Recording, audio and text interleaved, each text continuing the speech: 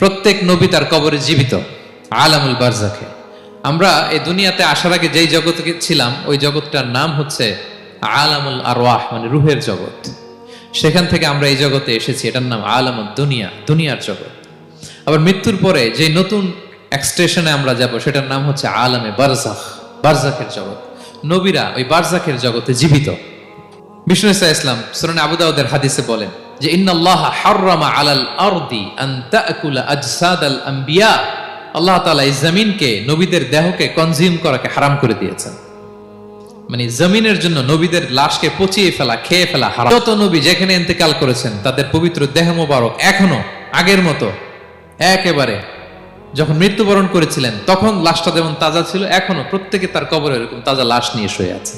প্রত্যেক নবী কবরে জীবিত, বিষ্ণু ইসলাম ওনার কবরে জীবিত। তবে এটা বারজাকি জগতে, এই দুনিয়া তিনি যেভাবে জীবিত ছিলেন ওইভাবে না।